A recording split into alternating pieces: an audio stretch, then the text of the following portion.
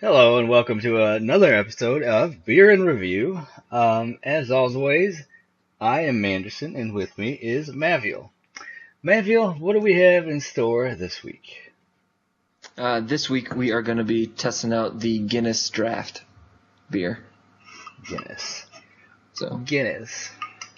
yeah. So Guinness is I a know. pretty popular beer, brewed in Dublin, Ireland, Irish beer. Yep. Did you have something you wanted to add to that? I was going to say that I know that you've had this before. Mm-hmm. And I don't recall I ever had one because my brothers have gone over to Ireland before, and I always wanted to see what Guinness was like. And they said the only Guinness that I'm allowed to have is one from Ireland because it tastes so much better over there compared to over here. It's understandable. So That's where it's from. But you gotta try it anyway, so. Anyway, Guinness is known to have a very thick, creamy head and just be like almost, some people like to consider a meal in a can because it's a very thick, dry stout. A very dark beer.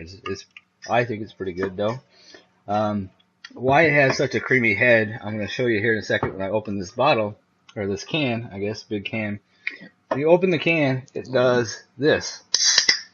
Oh, this one didn't. Oh, there we go. It has a little nitrogen ball in it, and this nitrogen ball mixes with the beer, which gives it that really thick, creamy head. Did you pour yours out in a glass yet? I did. Didn't get too much of a head. Mine was coming from a bottle. But I don't know if it the definitely bottles has have that creamy. I don't know if the bottles have that nitrogen in it or not. I think they're packed with the nitrogen, but don't have a nitrogen ball. Oh. All right. Because that is the main difference between like a Guinness and say Sam Adams. Is this is more has more nitrogen in it than a other typical beer does. That's for sure. That's why, like I said, the head is so rich and creamy. Yep. So, first impressions, what do you think?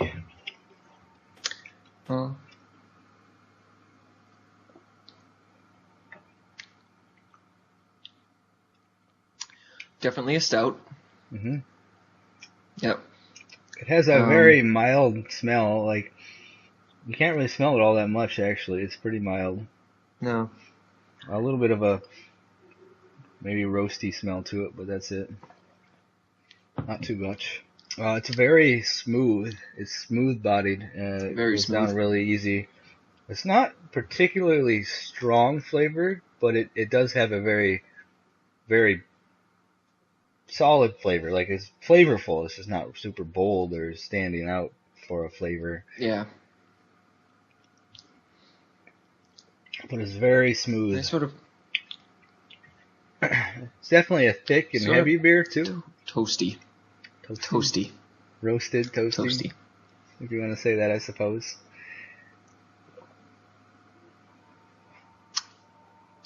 Yeah.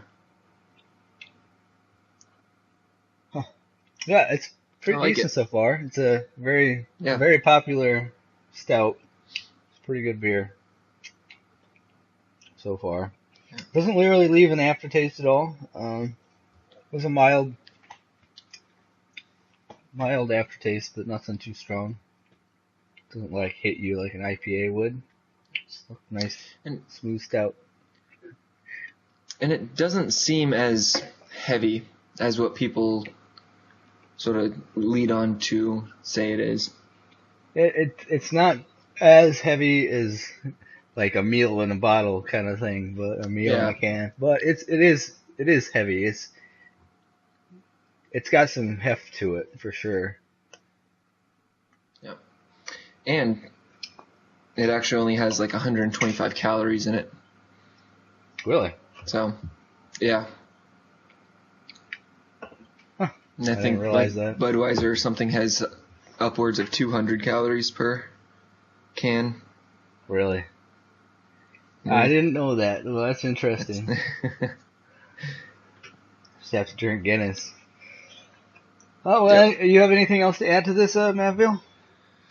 Well, the alcohol by volume is around 4.2% when it comes to Guinness Draft. You can find it in bottles, cans, and also taps around the United States. It's very easy to acquire. You can find this anywhere.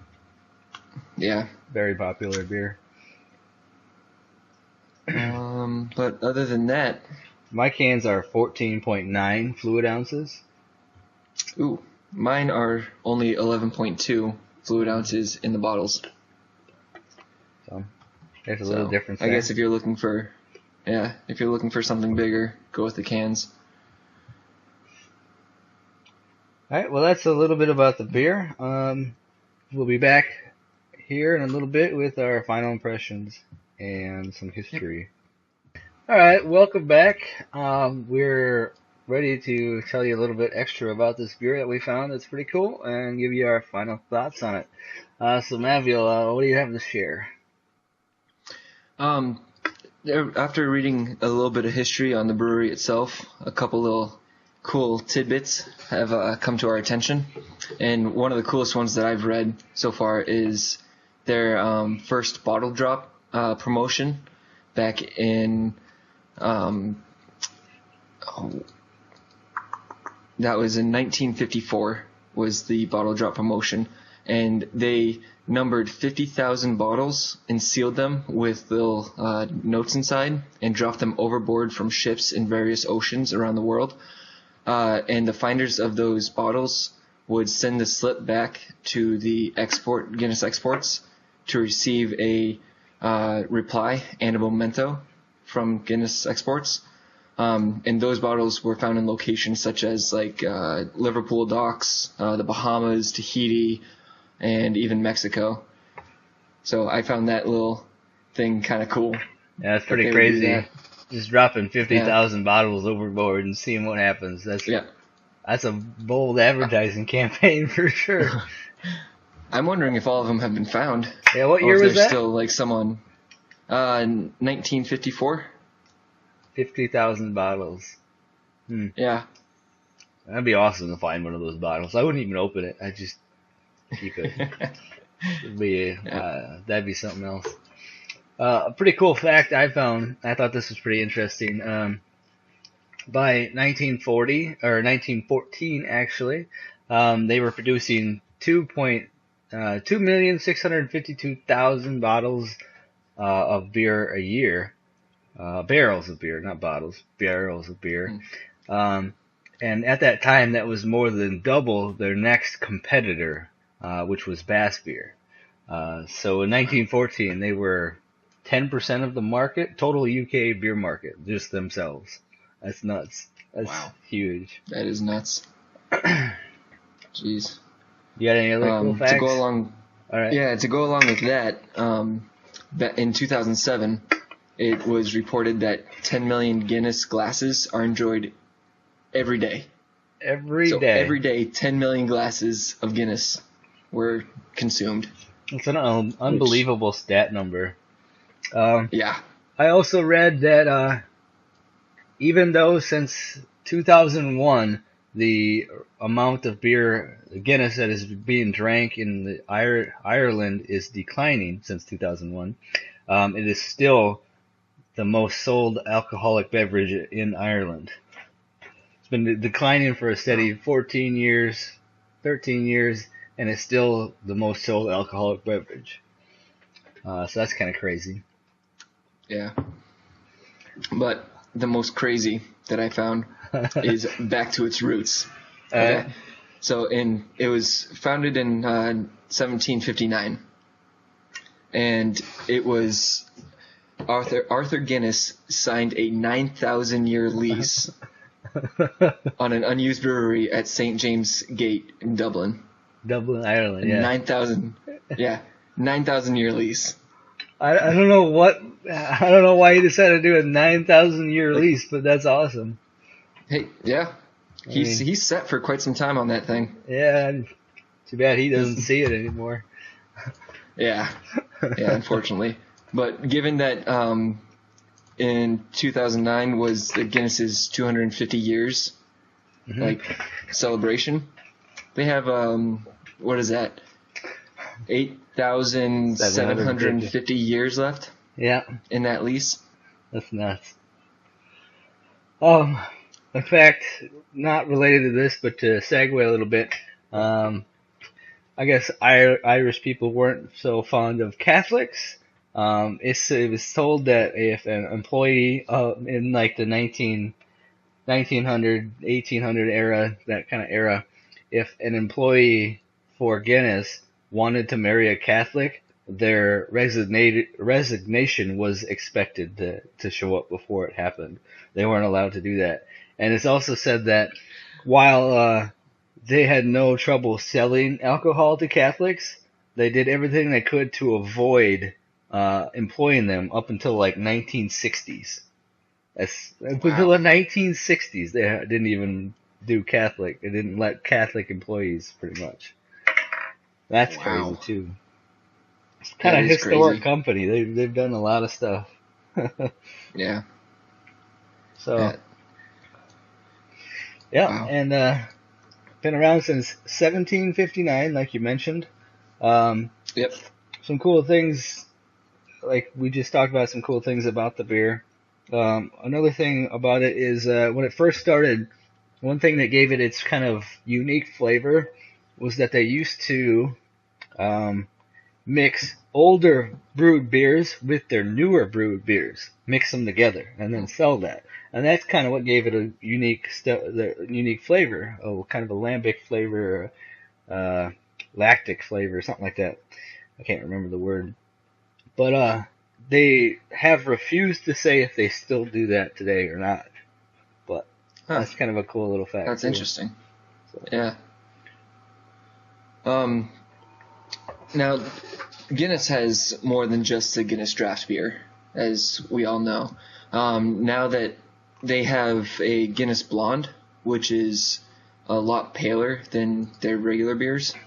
It's called Guinness Blonde American Lager for that one.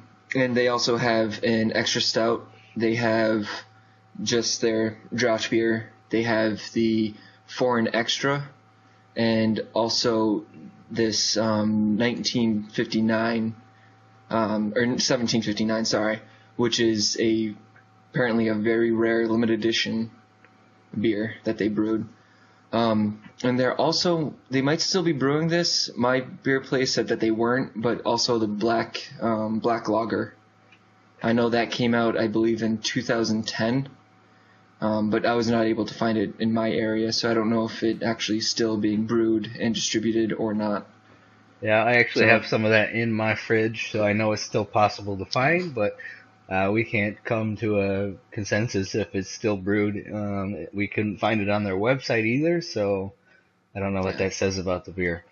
So the black lager So specifically. if you guys know anything about the black lager, please leave it in the comments below. We would love to know if they're still brewing it and if you're even able to find it in your location too. Oh. So. Do you have anything else to add there, Matthew? Not about the history, but onto the beer. Yep. I'm enjoying it immensely. It still has as good as a flavor as it did to me on the first sip. Mm-hmm.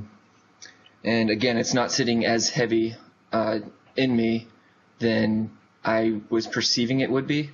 Yeah. So that it kind of makes us curious if this draft, if that's just because this is how it's made here now. If we tried that 1759, which is probably brewed in the vein it was in 1759 when it first came out, that'd be my guess anyway. Maybe that's a little thicker. Maybe if we went to Ireland, like you mentioned, you want to do someday, like maybe there it's a little heavier and thicker too, just being so close to the source.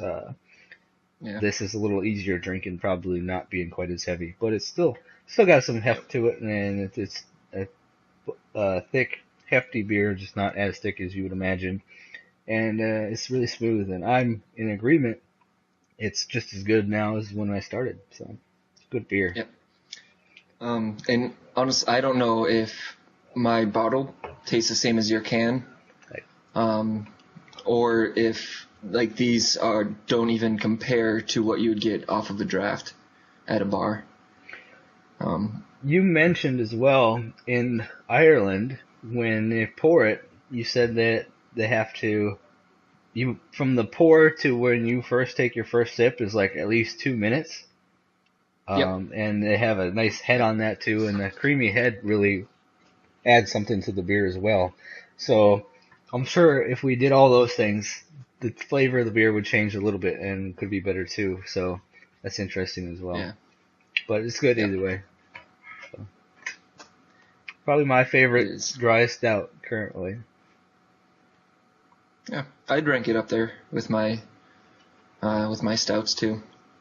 It's pretty good. So. Anything else to add? Nope. If you like stouts, go give this one a try. If you haven't I would already. definitely recommend it. Yeah. Yep. I would definitely recommend it. Yep. So. So anyway, if you liked the video, if you found this informative, anything like that, just give us a thumbs up. Let us know if you can find Black Lager as well. We'd love to know if that's still being brewed, if we can find it anywhere. We'd like to try that as well. I have it, but Matthew doesn't. He wants to try it. So leave that in the comment below. If you have suggestions or a beer you want us to try, leave that in the comment below as well. Mm-hmm. And don't forget to subscribe. Thank you. Until next time. And cheers. Cheers.